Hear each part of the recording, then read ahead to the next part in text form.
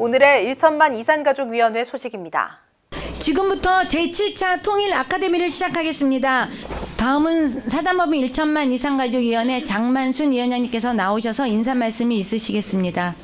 예, 안녕하십니까. 1천만 이산가족위원회 위원장 장만순입니다. 인사드리겠습니다. 저희가 시작을 할 때 이거 언제 또 끝나나 그랬는데 벌써 이제 그 9월이고 7차례에 걸쳐서 이제 오늘 실시를 하고 있고요. 올 12월까지는 이제 얼마 남지도 않은 것 같아요. 2번 정도 하면은 통일 아카데미가 이제 올해 끝나는 것 같고 또 뭐 내년에도 또 새로운 이런 아카데미가 계속돼서 열기가 계속 이어지기를. 1기가 굉장히 중요한 거예요. 어디든지 1기 수료를 하고 그다음 이제 2기 수료를 하면은 2기 수료하시는 분은 여러분들의 이제 다 후배가 또 됩니다. 오늘 7차례 7차례에 걸쳐서 하시는 오늘 그 강사님은 한국 그 국방연구원의 우리 박용한 북한학 박사신데요. 오늘 어떤 유익한 시간 그리고 중요한 그런 그 강의가 있을 텐데 잘 경청하시고, 매번 얘기지만은 정말 주옥 같은 분들이 오셔서 강의도 하시고 아주 중요한 말씀들을 많이 해주세요. 그래서 우리 통일 아카데미가 인원은 저희가 뭐 한 40명 이내로 항상 하고 있지만 굉장히 알차고, 또 어디 저도 그 최고의 가정 이런 데 다녀보지만 이런 강의 들으시려면요 그 강의 듣는데 6개월이면은 최소한 1,000만 원 들어야 돼요. 예. 근데 그렇게 들어가요. 예. 예, 우리 근데 지금 뭐 10,000원이야 뭐 그냥 저기 때문에 하는 거지만, 하여튼 그냥 거저 듣는 게 아니라는 거 이제 분명히 한번 말씀드리겠습니다. 마지막으로 우리 아까 말씀드린 우리 세틀 지부의 우리 김수영 회장님, 미국에서 정말 수억 들여가지고 여기 오셨는데 간단하게 인사 말씀하시고 바로 우리 강사분의 그 강의를 듣도록 하겠습니다. 우리 김수영 회장님 한번 박수로 한번 좀 환영해 주시기 바랍니다.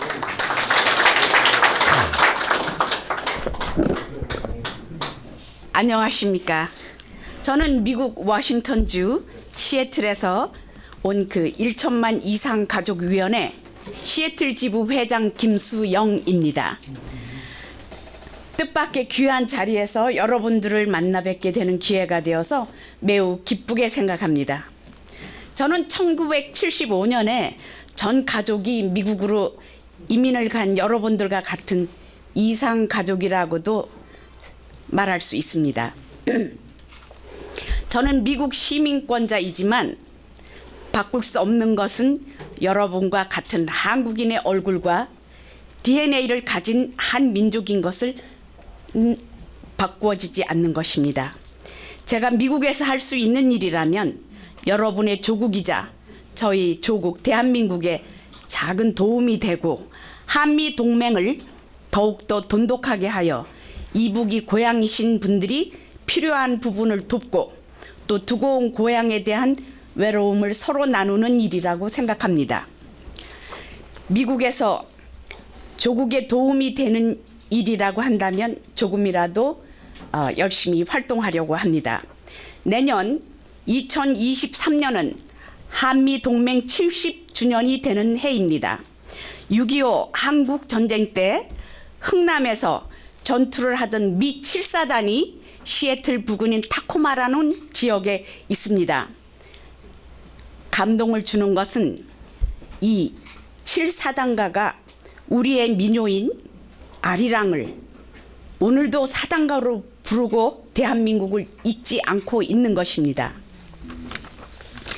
그들의 한국에 대한 사랑과 자유민주주의를 지키고자 하는 마음은 우리들보다 더욱 빛나 보일 때가 있습니다. 이상 가족들의 가슴 아픈 역사를 잊지 않고 또 한미 동맹으로 인하여 우리의 자유, 평화, 통일로 가는 길에 제가 일선에서 활동하고 있게 된 것을 자랑스럽게 생각하고 앞으로도 여러분들의 바람에 도움이 되는 역할을 잊지 않고 활동할 수 있을 것을 약속드리면서 인사로 대신합니다. 감사합니다. 다음은 이제 오늘 강의를 해주신 우리 박용한 한국국방연구원 북한군사연구실 박사님을 앞으로 모시겠습니다. 우리 나오실 때 박사님께 좋은 강의 해달라고 열정적인 박수 한번 부탁드리겠습니다. 박사님 앞으로 나오시죠.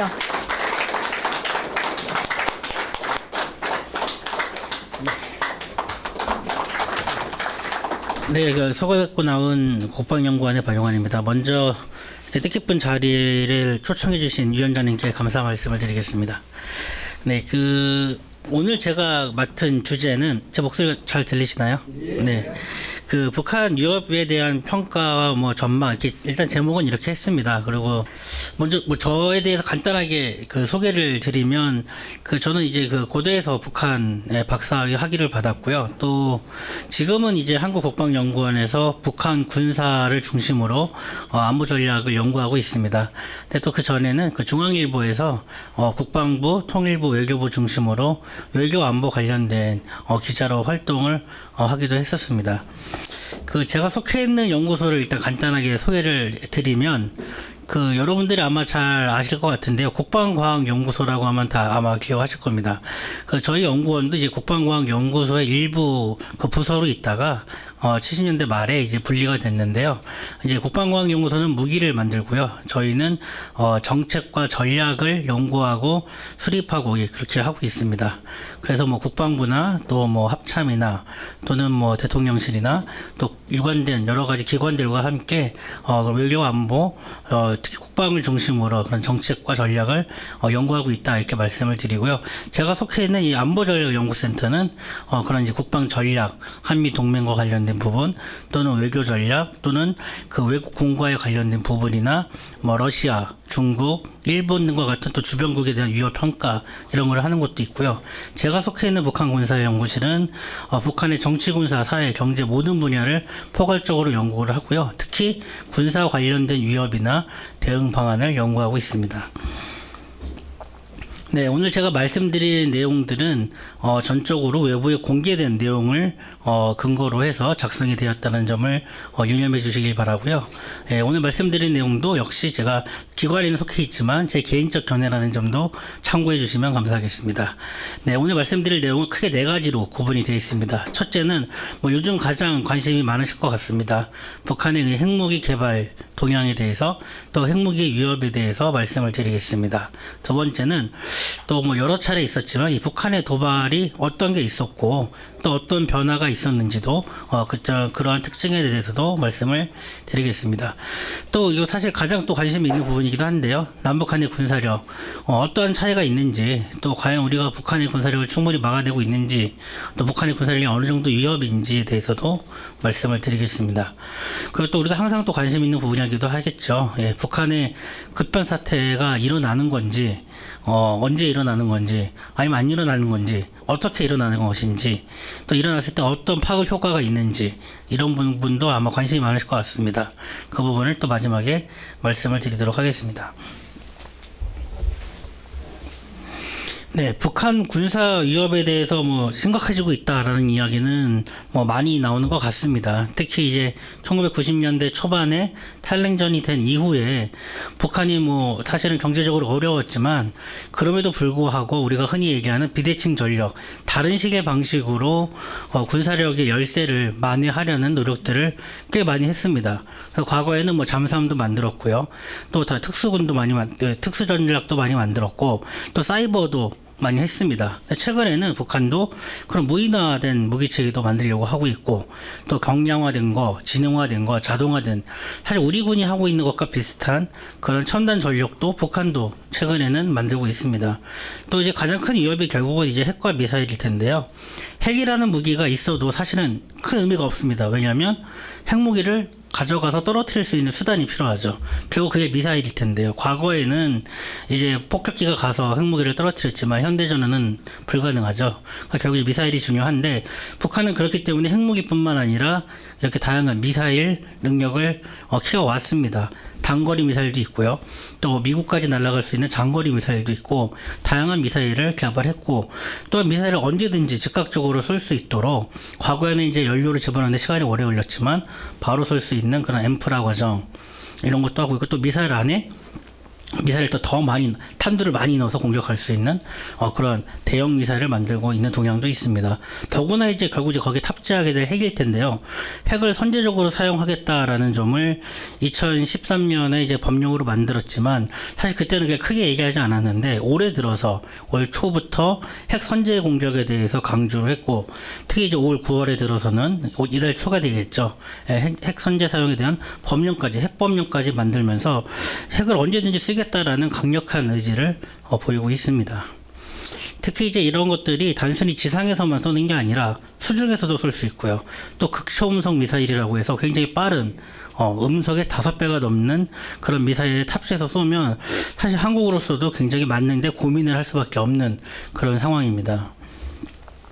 그래서 다시 한번 이 선제 사용에 대한 부분을 말씀드리면 이미 사실 지난 4월 달에 있었던 열병식에서 핵무력을 전쟁 억지, 그러니까 우리가 전쟁을 막는 데만 쓰는 게 아니라 먼저 쓸 수도 있다. 먼저 쓸 수 있는 조건도 되게 다양하다라고 암시를 했습니다. 특히 근본 이익을 침탈한다면이라고 했는데요. 이제 결국은 올 9월 초에 이달 초에 나왔지만 김정은을 만약에 죽이려 든다면 핵무기 쓸 수도 있다. 이제 사실은 이제 그런 내용까지도 들어있는 겁니다. 사실 북한의 그 핵무기는 지난 6차례 핵실험을 통해서 그 파괴력 측면에서 굉장히 많은 성과를 보였습니다. 그래서 뭐 일각에서는 수소탄도 개발한 거 아니냐라는 평가도 나왔는데 실제 북한도 그러한 의도를 가졌는지 모르겠지만 수소탄을 개발하고 있는 듯한 동향을 일부러 사진을 공개하기도 했습니다. 이 과정들을 본다면 결국 이제 첫 번째 핵실험에서는 정말 핵무기를 터뜨릴 수 있는 장치를 만들기 위한 노력을 했습니다. 근데 이걸 정말 과학적으로 실험한 연구일 뿐이지 사실은 무기라고 보기에는 어려웠던 상황이죠. 그러니까 1, 2차 때는 사실은 아직 무기화됐다라고는 보기 어려웠고요. 다만 이제 3차 이후부터는 플루토늄도 사용하고 고농축 우람도 사용하고 다양한 이런 핵탄두를 만들 수 있는 실제 탑재할 수 있는 미사일에 넣을 수 있는 그러한 무기화를 시작을 하면서 또 그때도 이제 시험용 수소탄을 또 공개적으로 언급하기도 했습니다. 실제 이제 5차, 6차 때 실험을 한 거 보면 꽤 폭발력이 규모가 큰 뭐 인위적으로 만들어내기는 좀 어려운 우리가 흔히 폭약에 따른 다이나마이트나 이런 걸로는 사실은 가짜로 실험하기는 어려운 실제로 핵을 폭발하고 실제로 무기화할 수 있는 그런 위력이 큰 그래서 일부 저 정도면 낮은 수준의 수소폭탄급 아니냐라고 할 수 있을 정도로 사실은 굉장히 파괴력이 큰 실험을 했습니다. 그래서 관련 일지들을 보면 사실은 이제 그 북한도 1985년도에 NPT라고 하죠. 그 비확산 조약을 가입을 했는데 결과적으로 이제 핵무기 개발을 본격화한 1990년대 중반 이후에는 뭐 이런 것들 다 이미 탈퇴를 했고요. 이제 거의 뭐 다양한 제복 제재 속에서도 핵무기 개발에만 전념을 하고 있는 상황입니다. 물론 이제 이런 상황이 대북 제재라는 걸 북한 스스로도 굉장히 어려운 고난이다. 굉장한 큰 압살 정책이다라고 비난하는데 실제 대북 제재라는 거 정말 굉장히 무서운 겁니다. 우리가 지금 쓰고 있는데 기름도 수입이 안 된다고 생각을 해보십시오. 예, 전기도 못 쓰겠죠. 실제로 북한에서는 전기를 하루에 한두 시간밖에 공급이 안 되니까요. 예, 전기도 사용할 수 없고 또 다양한 수입할 수 있는 물건도 없고 또 더군다나 이제 이라크 같은 사태도 보면 이라크 사례도 수술용 가위나 칼들이 충분하지 않아서 수술도 안 되고 근데 북한은 이제 그거를 다 이겨내겠다라고 지금 저렇게 버티고 있는 겁니다. 그럼 북한은 왜 이런 걸 하고 있느냐? 스스로가 그러한 그 제한 속에서도 결국은 핵보유국 지위를 얻겠다라고 해서 저렇게 끝까지 버티고 있는 건데요. 북한은 이미 핵무기 보유를 했다라고는 2005년도에 스스로 주장을 했습니다. 그리고 2006년 10월에 그러니까 불과 이제 한 1년 정도 지나서죠. 예, 실험도 했고요. 그리고 이제 2018년 4월에는 핵을 충분히 가진 국가들이 할 수 있는 얘기인데 우리도 핵 군축을 하겠다. 그러니까 당당하게 핵을 가진 국가들과 대등한 입장에서 대화를 하겠다라는 그런 의지까지도 드러냈습니다. 뭐 여기 잘 아시겠지만 이렇게 북한의 풍계리 지역에서 이렇게 계속 시험이 이루어지고 있는데요. 조만간에 뭐 7차 핵실험도 할 수 있다 이런 얘기 나오는데 과거 이제 규모만 놓고 본다면 6차 핵실험 때 나왔던 파괴력이 한 50에서 100킬로톤이라고 합니다. 그러면 히로시마가 10킬로톤, 나가사키가 22킬로톤의 그 핵폭탄이 떨어졌기 때문에 뭐 지금 이 정도 파괴력이라면 뭐 최소한 5배 정도의 규모라고 볼 수가 있습니다. 그럼 만약에 이런 게 터지면 어떻게 되겠냐라는 건데요. 일단 한 160킬로톤 정도의 핵무기가 서울 상공에서 이게 터졌을 때, 사실 이런 거를 이제 왼쪽에 있는 그림입니다. 이거를 이제 그 국회 보고된 자료였는데 다 공개된 자료인데요. 그 EMP라고 하죠. 그 전자기 펄스가 만들어지는데 그러한 영향권이 사실상 우리 중부권까지도 다 미치고, 이게 뭐 여러 가지 과학적인 이유가 있지만 하필이면 이제 그런 전자파들이 남쪽으로만 퍼지게 됩니다. 예, 북쪽으로는 별로 퍼지지 않습니다. 이게 전자기 방향 때문에 그런데요. 그렇기 때문에 북한은 핵무기를 쓰고도 피해를 별로 보지 않고 오히려 우리만 있게 되는 이런 구조적인 특성도 있습니다. 근데 이 피해를 한번 추정해 봤습니다. 미국에 있는 이제 랜드 연구소라고 해서 미국에서도 국방과 관련돼서 미 정부와 함께 연구를 많이 하는 연구소인데요. 2010년도에 했을 때 만약에 10킬로톤급, 아까 말씀드렸던 일본에서 과거에 터졌던 것 중에서도 가장 작은 수준, 북한이 개발한 거에 한 10분의 1 수준의 파괴력만 터져도 23만 명 정도가 사망할 수도 있다. 그리고 부상자는 40만 명까지도 된다. 이렇게 평가를 하기도 했습니다. 근데 말씀드린 것처럼 6차 핵실험은 과거 이제 일본에 있었던 것보다 3배에서 5배 수준이 되는데, 그렇기 때문에 여러 가지를 볼 때 뭐 200만 명까지도 피해가 있을 수도 있다라는 얘기도 나오고요. 또 앞서 말씀드린 것처럼 그 EMP 효과만으로도 EMP가 터지면 여기 있는 휴대폰 다 쓸 수 없고 전기도 다 꺼지고 컴퓨터도 꺼지고 밖에는 자동차 시동도 안 걸립니다. 근데 잠깐 안 걸리는 게 아니라 계속 안 걸립니다. 부품을 바꾸기 전까지는요. 그러니까는 그 전자 제품은 다 망가진다 보시면 되는 거죠. 전기를 사용하는 제품은 다 쓸 수 없게 되는 그런 상황인 건데요. 그렇기 때문에 핵에 대한 직접적 피해가 없더라도 EMP 효과만으로도 굉장한 삶에 어려움을 줄 수 있는, 그래서 북한이 뭐 실제로 지상에다가 공격하는 걸 하지 않더라도 공중에서 폭발하는 것만으로도 사실상 테러 효과를 가져올 수 있다라는 점에서 우려를 하고 있습니다. 북한은 뭐 잘 아시다시피 김정은이 직접 저렇게 핵무기 실험에 대해서 직접 지시를 하면서 강한 의지를 드러내고 있습니다. 그럼 북한은 왜 저렇게 할까요? 최근에 이런 정세를 기준에서 본다면 사실은 그 코로나19 상황에서 북한이 굉장히 어떻게 보면은 비교적 잘 그 전염병 사태를 갖다가 대응을 하고 있습니다. 왜냐하면 사실 북한 자체가 우리보다는 인구가 한 절반 수준이고요. 근데 또 사실은 북한 지역 땅은 더 넓습니다. 그럼 인구 밀도가 더 낮겠죠. 그리고 또 북한은 잘 아시다시피 거주 이동의 자유가 없습니다. 결국은 지역별로 이동할 수 있는 사람들이 별로 없기 때문에 그런 전염병의 확산이 되지 않는, 참 아이러니컬하게도 그런 유리한 조건이 있었다라고 볼 수 있고요. 또 중국이 하는 것처럼 질병이 발생하면 아마도 그 지역에 대해서 집단 봉쇄 조치를 할 수 있지 않을까라고 추정해 볼 수 있습니다. 그러니까 그런 정책을 쓴다면 아마 초기에 코로나19 확산을 막는 방법으로 썼을 거라고 보고요. 그럼에도 불구하고 사실 변이 같은 경우는 워낙 전파력이 강하기 때문에 북한도 올해 5월 들어서 그러한 전염병 사태를 이제 인정할 수밖에 없었던 그런 사정이 있습니다. 그러면 결국은 이제 주민들이 전염병이 안 퍼질 때는 괜찮은데, 우리나라 같은 경우도 사실 전염병에 대응하려면 소상공인들도 힘들고 여러 사람들도 힘들고 또 질병에 걸린 사람들도 고통을 받기 때문에 북한도 마찬가지로 질병이 확산되면서 발생한 피해가 있고 주민들의 불만이 있을 겁니다. 그럼 북한 정권으로서는 그런 불만이 있을 때 그런 불만의 시선을 외부에 돌릴 수 있는 도발을 선택할 가능성도 우리는 걱정을 해야 되는 거죠.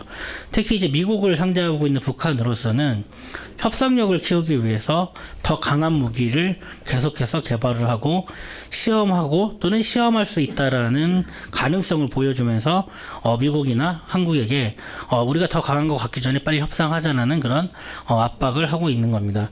그리고 특히 북한은 이제 1990년대 초반에 이후부터 사실상 이제 한국과의 체제 경쟁에서 실패하면서 사실은 이제 뭐라고 할까요? 그 위협을 느끼고 있다고도 볼 수가 있는데요. 그러니까 한국으로부터 본인들이 무시당하거나 주도권을 빼앗기는 상황을 용납하지 않으려는 그런 노력들을 하게 됩니다. 그러니까 본인들이 가지고 있는 역량의 제한은 있지만 그럼에도 불구하고 남북 대화에서 주도권을 가지려는 그런 차원에서 오히려 또 도발을 하고 그러면서 이제 갈등을 조성하는 그런 상황도 우려를 할 수밖에 없습니다.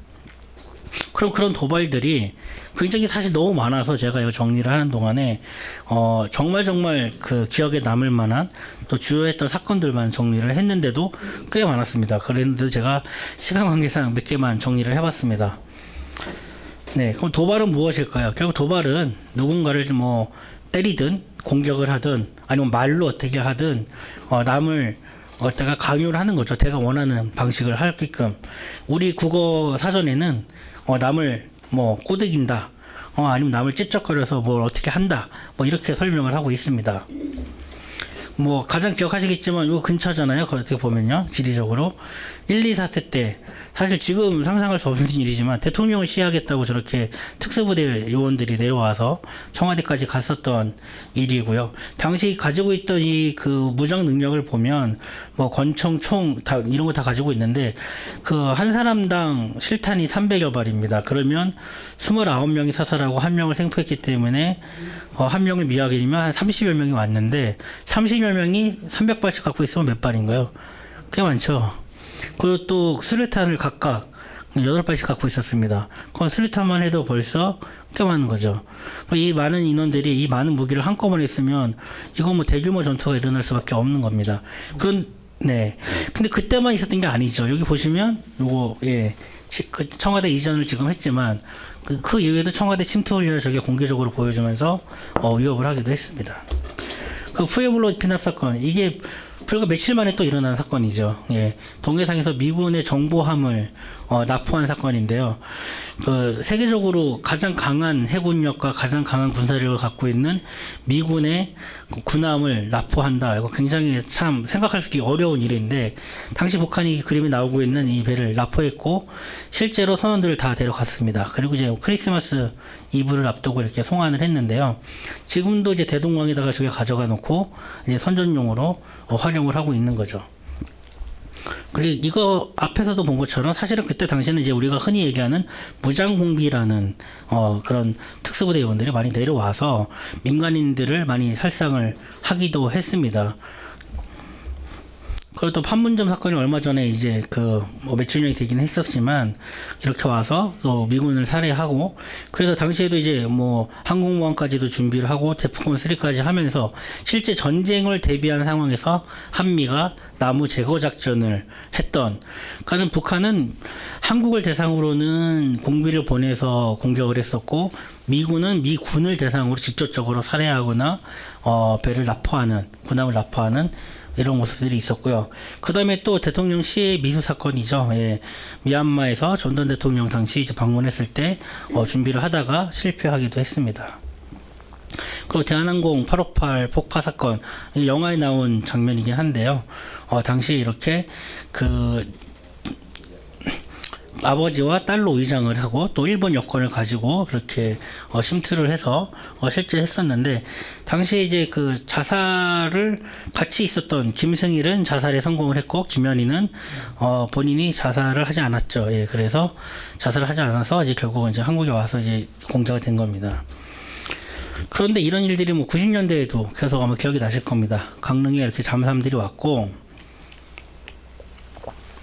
북한은 그런데 이제 한동안은 이거에 대해서 뭐 긍정을 하고 유감 표명을 하는 듯 했지만 사실은 뭐 대놓고 시인하진 않았어요. 근데 여기 보시는 것처럼 2017년도에 처음으로 공개를 했습니다. 강릉의 자폭 영웅들이라고 해서 이게 선전 영화를 만들어서 이게 공개하기도 했습니다. 그리고 또 연평해전 기억하시겠지만 우리 해군을 상대로 이렇게 1차 해전, 2차 해전 이렇게 공격을 기습적으로 하기도 했고 또 사실은 앞에 있던 그런 연평해전에서 북한은 원하는 바를 달성하지 못했습니다. 한국 해군이 잘 싸웠기 때문에 그러면 이제 같이 싸워서는 이기기 어렵다라고 판단하니까 이렇게 수중에서 어뢰로 천안함을 공격하거나 또는 기습적으로 저런 연평도에다가 포격을 하기도 했습니다. 그리고 또 이제 DMZ죠. 여기서 군인들이 다니고 있는 통문 앞에다가 바로 앞에다가 이렇게 지뢰를 매설해서 우리 장병이 피해를 유발하기도 했습니다. 이렇게 보면 북한이 어떻게 도발을 해야 하는가라는 게 대충 흐름이 있는데요. 70년대 초반 그때는 이제 무장공비대를 보내가지고 그런 유격전을 많이 했습니다. 이제 냉전 시기에 뭐 사실상 평시 같지만 전쟁과 같은 그런 날들을 보낸 건데요. 또 80년대에는 이제 사실상 한국이 체제가 경쟁에서 우위를 점하게 되고 또 올림픽도 개최하고 또 한국은 중국이나 러시아하고도 외교 관계를 수립하다 보니까 그런 고립감에서 벗어나기 위한 테러 같은 경우를 했습니다. 그리고 90년대 이후에는 이제 결국은 미국과도 대화를 하기도 하지만 경쟁 관계에서 결국은 외교적인 협상을 할 수 있는 방안들을 고민을 하고 또 대내적으로는 결국은 체제 경쟁에서 실패했지만 한국과의 관계를 대등한 관계를 허용하지 않고 또는 본인들이 열세적인 관계를 허용하지 않기 위해서 주도권을 잡기 위해서 각종 도발을 통해서 본인들이 힘이 세다라는 것을 이제 강조를 하려고 했습니다. 그렇다면 북한이 왜 저렇게 군사 도발을 마지막에 와서는 양상이 직접적으로 들어오기보다는 다른 양상으로 어떻게 보면 약간 기습전으로 바뀌는데 왜 그랬나 보면 사실 군사력에서 한국이 과거에 6.25 전쟁 때는 굉장히 열세였죠. 근데 이제 그때와 달리 한국이 군사력을 키워가면서 북한이 택한 전술이기도 하고요. 또 앞서 말씀드렸다시피 북한은 또 다른 비대칭 전략으로 비대칭 전력을 갖춰서 군사력을 메우고 있습니다. 간단하게 보면 뭐 세계에서 군사력이 가장 강한 나라 이런 식으로 나온 발표가 있습니다. 미국에서 나왔는데요. 여기서 뭐 한국이 6이고 북한이 28이다. 뭐 이렇게 했습니다. 뭐 한 140개 국가를 대상으로 한 40개 항목을 갖고 종합적으로 평가를 했는데 뭐 무기나 또는 병력 숫자, 전략 물자를 얼마나 갖고 있는지 또 국방비를 얼마큼 쓰는지 뭐 이런 걸 종합적으로 보고 판단을 했습니다. 해보면 한국도 사실은 예비군이 굉장히 많고요. 북한도 마찬가지입니다. 그리고 한국은 자주포가 세계에서 두 번째로 가장 많이 갖고 있고 북한은 전차를 탱크를 세계에서 두 번째로 많이 갖고 있습니다.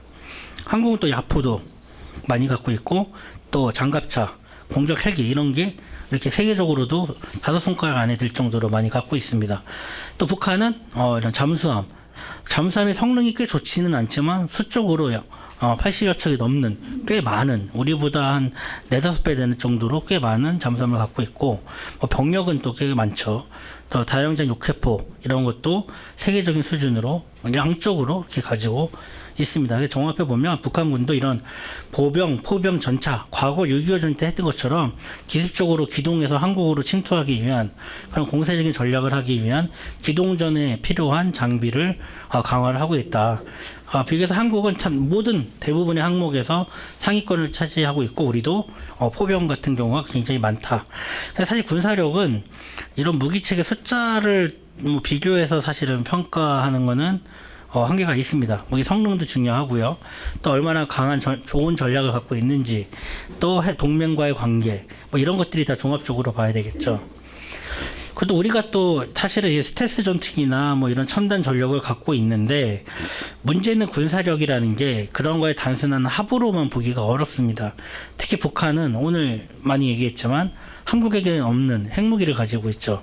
사실 핵무기 하나가 갖는 그런 그 전략적인 의미 또 실제적인 군사적인 효과가 사실 우리가 가지고 있는 아무리 많은 첨단 전력을 갖고 있다 해도 사실 극복하기가 굉장히 어려운 그런 상황이기 때문에 군사력을 그렇게 간단하게 우리가 좋은 무기를 많이 가지고 있다고 해서 우리가 북한보다 강하다 그렇게 말하기는 또 어렵다는 거죠.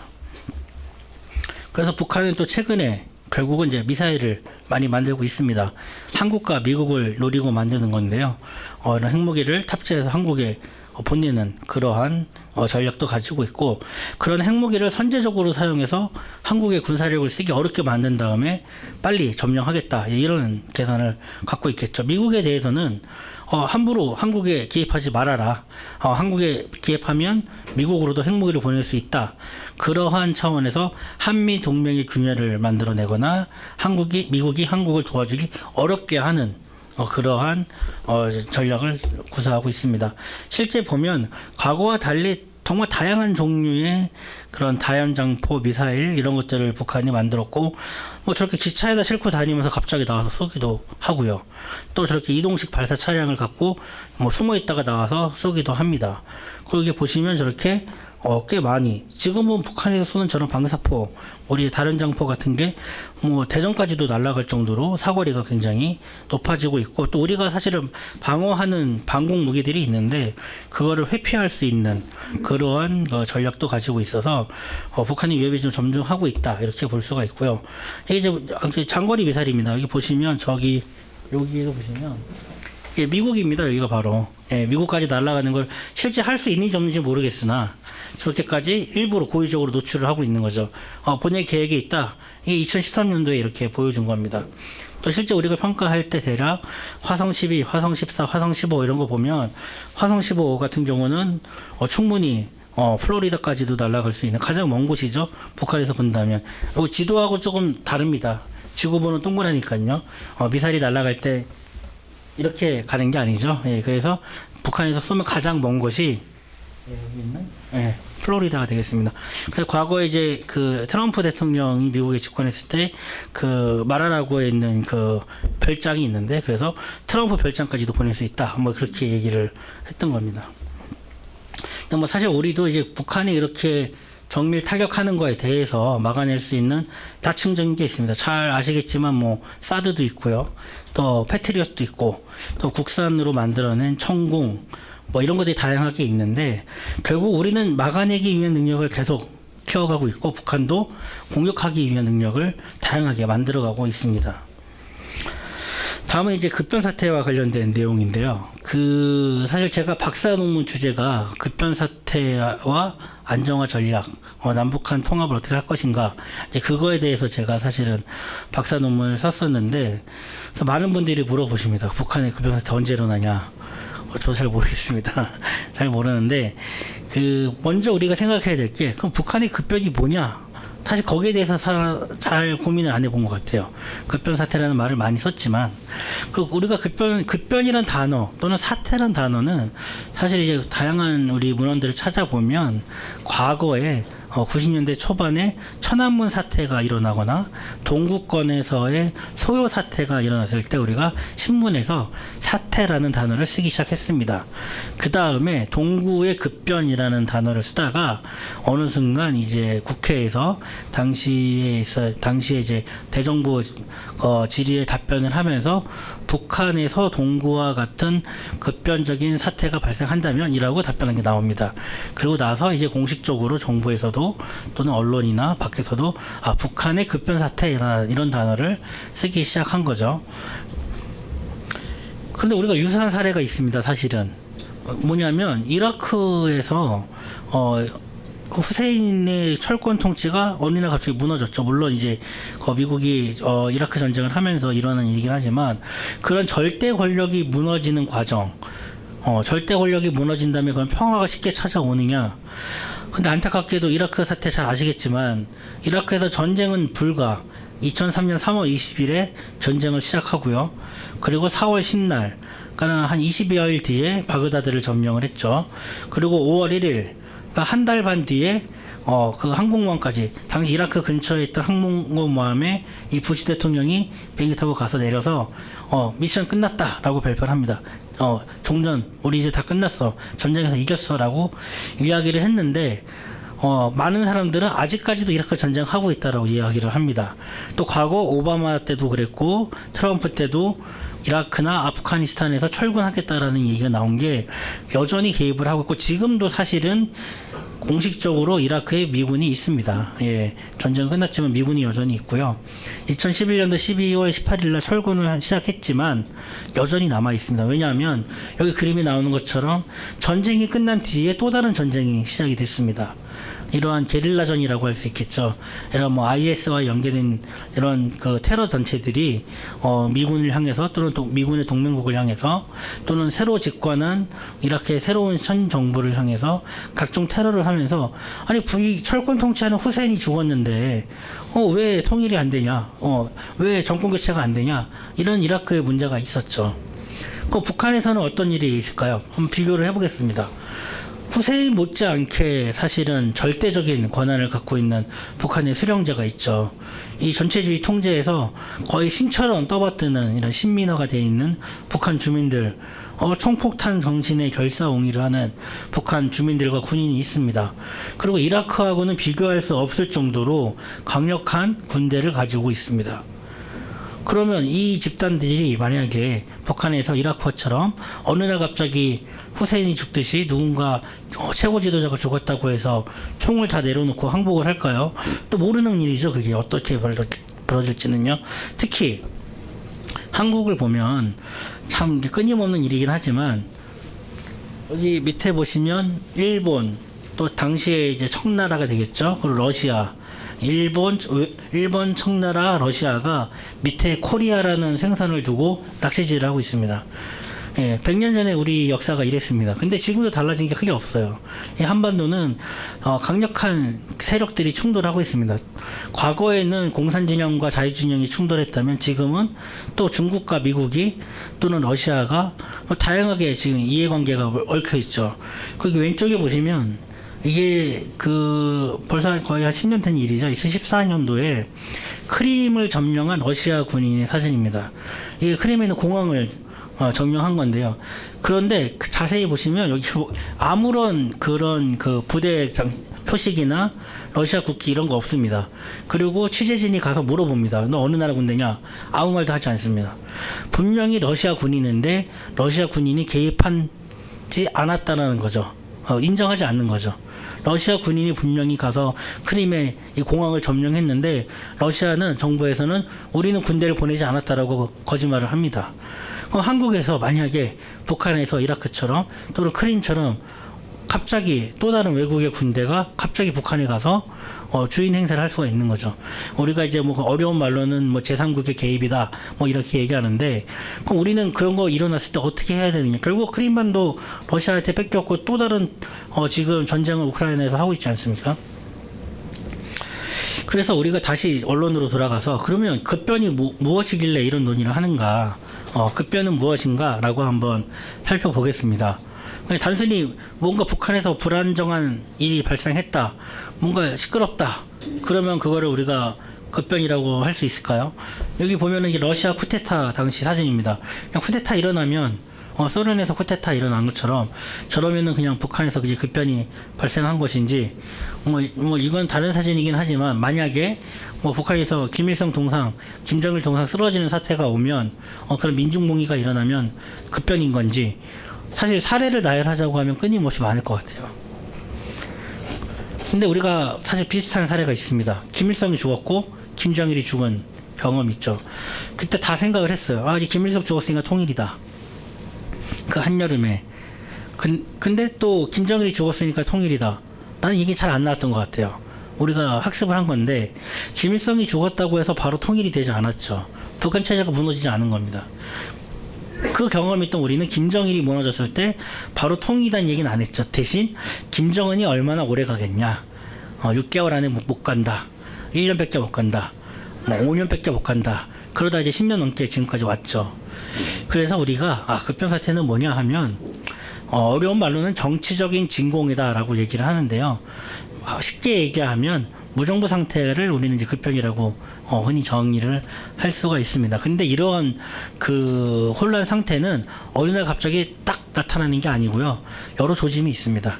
그리고 그런 벽에 금이 여러 번 가고 오랫동안 방치되어 있고 다시 또 금이 가듯이 북한의 급변 사태도 사실은 여러 그런 분열과 균열이 조금씩 나타나고 반복해서 나타나고 그게 해결이 되지 않고 그러다가 어느 날 그 뚝이 무너지는 것처럼 그런 과정을 거친 다음에 어느 날 갑자기 발생하겠다라고 이제 분석을 하는 거죠. 그러면 김정은 정권이 어떻게 붕괴되는 거냐라고 했었는데 사실은 앞서 나왔던 민중봉기 뭐 이런 그림들이 있었어요. 근데 현실적으로 북한에서 그러한 민중봉기가 일어나는 건 정말 어려운 일입니다. 왜냐하면 과거 우리도 이제 뭐 민주화 운동을 했던 시기도 있고 여러 가지 과정들이 있었지만 그럼에도 불구하고 한국에서는 누군가가 뭐 데모를 했다, 시위를 했다고 해서 그 사람이 감옥에 갈 수는 있지만 가족들까지 감옥에 가지는 않았어요. 물론 여러 가지 불이익이나 그런 걸 줬던 시절도 있었겠지만 적어도 잘못한 사람이 감옥에 가지 그 사람 가족들까지 감옥에 가지는 않아요. 근데 북한은 어떻게 합니까? 새벽 4시에 트럭이 와서 그냥 모든 일가족을 다 데리고 가요. 근데 그 가족만 데려가느냐? 제가 만약에 북한에서 김정은 반대하는 시위를 했다. 새벽에 와서 저와 저희 집에 있는 가족들이 다 트럭에 실려서 가겠죠. 그리고 또 만약에 결혼을 한 사람이 있다 그러면 뭐 그쪽 그 부인 쪽의 가족들도 포함해서 일가 친척들을 다 트럭에 실어서 새벽에 산속으로 데려가는 겁니다. 요독수용소라고 얘기할 수 있겠죠. 그런 정치범 선서가 여러 개 있습니다. 우리처럼 건물로 교도소처럼 되어 있는 게 아니라 험준한 산악에 약간 청송교도소와 비슷한데요. 그렇게 자연적으로 고립된 지역에다가 사람들 다 싣고 가서 거기서 험난한 노동을 시키고 거기서 언제 나갈지 모르는, 그러니까 뭐 재판을 한 게 아니잖아요. 5년 10년 이런 게 없는 거예요. 다 데려가서 거기다 넣어버리니까 그 누가 쉽게 사실은 우리처럼 뭐 민주화 운동을 하겠다, 뭐 김정은 붕괴 운동을 하겠다, 너무 어려운 거죠. 과거에 대부분의 공산권 체제가 수위가 차이가 있었지 그렇게 강한 그 가족들을 포함해서 강한 감시와 통제와 처벌을 했는데 북한은 그 중에서도 가장 극심한, 그래서 소련 시절부터 러시아까지 있었던 모 학자는 그런 얘기를 합니다. 러시아하고는 전혀 상상할 수 없다. 이거는 북한의 이런 인권유리는 과거 공산국가 어디와도 비교하기 어렵다라고 얘기할 정도로 강한 통제 정책을 갖고 있기 때문에 왜 북한에서는 그렇게 시위를 안 하지? 왜 데모를 안 하지? 우리가 쉽게 얘기를 하지만 사실은 북한에서는 자기 목숨만 거는 게 아니라 여러 사람의 목숨을 걸고 하는 아주 어려운 거다. 그래서 실제 일어날 가능성이 쉽지 않다 생각을 합니다. 결국은 그러면 그러한 체제가 무너지는 건 권력 정권의 핵심 내부에서 분열이 이루어져야 우리가 흔히 얘기하는 앞서 얘기했던 그런 급변 사태가 발생할 수 있다라는 건데요. 그럼 그런 정권 붕괴가 언제 발생하느냐? 김정은이 정상적이지 않은 통치를 여러 번 반복을 해야 됩니다. 대표적인 사례 중에 하나가 장성택이죠. 자기 가족들을 죽이는 거예요. 친척들을요. 근데 잘 보면 사람들이 장성택을 죽인 거에 대해서 북한의 권력 핵심층 내부들이 뭐 그럴 수 있지라고 생각을 합니다. 의외로. 뭐 김정은의 권력을 뺏으려고 했으니까 죽을 수도 있지라고 사람들이 생각을 해요. 그리고 또 이복형이죠. 김정남을 저렇게 죽였는데 그때부터 사람들이 조금 생각이 바뀌죠. 아무리 그래도 자기 형인데 죽이네? 라고 생각을 합니다. 근데 여기까지는 사람들이 그래도 아마 참고 넘어갈 거예요. 북한에 있는 그 얼마 되지 않는 핵심 계층들이. 그런데 정말 이유도 없이 나는 열심히 잘했는데, 내가 정말 충성을 다했는데 나도 처벌한다? 내가 봐도 옆에 있는 애는 정말 김정은에게 잘했는데 누가 잘못 얘기한 거 모함한 거 한마디 듣고 그냥 물어보지도 않고 싹 다 죽인다, 처벌한다, 이런 게 이제 반복되면 내부적으로 분열이 생기겠죠. 보니까는 쟤 믿어서 안 되겠다. 김정은 밑에도 또 뭐 파벌들이 생기겠죠. 그때부터 내가 저 파벌에 못 들어가면 이러다가 내가 죽겠다. 그럴 때는 우리가 흔히 얘기하는 현상 유지의 안정을 택하는 게 아니라 내가 뭐라도 해야지 살아남겠다라는 생각이 들 때 이제 권력 내부에서 서로 분열이 생기고 싸움이 나오는 거죠. 근데 안타깝게도 아직 그 3단계까지는 안 간 것 같습니다. 북한에서 내부에서 뭔가 갈등이 있고 또 내부에서 뭔가 불만이 있는 세력들이 있는 것 같긴 한데 겉으로 드러날 정도로 실제 행동을 옮길 정도의 그러한 상태까지는 못 간 것 같아서 계속 주목을 해야 될 것 같습니다.